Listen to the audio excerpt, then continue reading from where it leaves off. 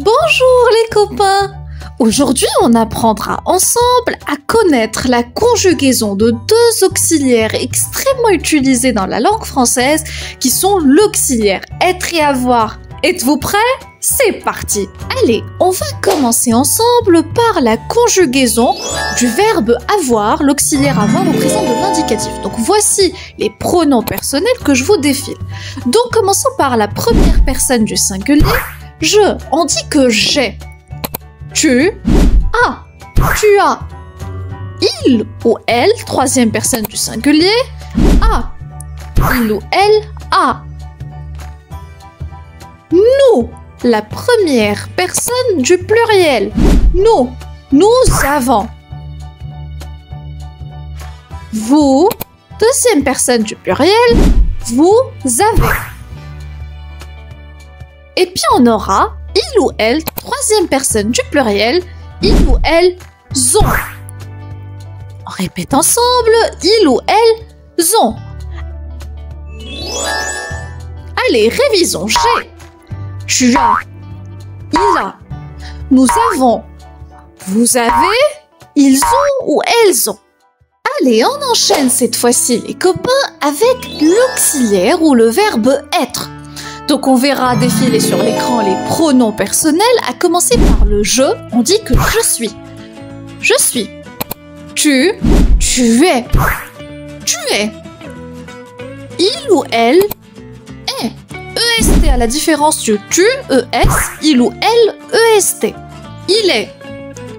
Nous sommes les copains. Nous sommes. Nous sommes. Le vous êtes. Vous êtes. Répétons ensemble, vous êtes. Puis finalement, le il ou elle au pluriel sont. Il ou elle sont. Allez, révisons ensemble. On reprend dès le début pour mieux l'assimiler. Révisons, je suis. Tu es. Il ou elle est. Nous sommes. Vous êtes. Il ou elle au pluriel sont. Oh, ce n'est rien d'autre qu'une vieille botte. Je suis un drôle de pêcheur. Donc, voici les copains quelques exemples pour mieux comprendre. Je suis un drôle de pêcheur, le je signifie Mickey, qui est le sujet, puis l'auxiliaire être conjugué au présent de l'indicatif. Je suis.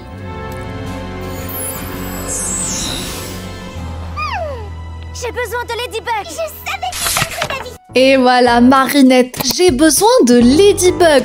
Le je qui est Marinette, le sujet. Et puis, elle dit avoir besoin de Ladybug. Donc, c'est l'auxiliaire être conjugué au présent de l'indicatif.